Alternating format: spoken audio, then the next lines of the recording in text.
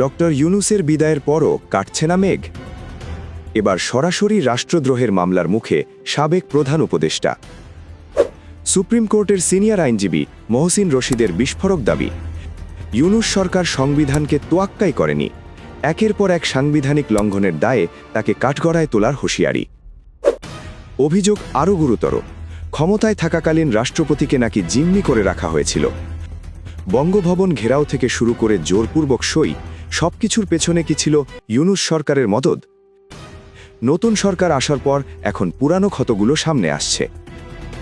সাবেক সরকারের এই সংবিধান বিরোধী কর্মকাণ্ড কি তবে রাষ্ট্রদ্রোহ হিসেবেই গণ্য হবে? আইনজীবী মহসিন রশিদ সাফ জানিয়ে দিয়েছেন, ব্যবস্থা না নিলে তিনিই লড়বেন এই আইনি যুদ্ধ।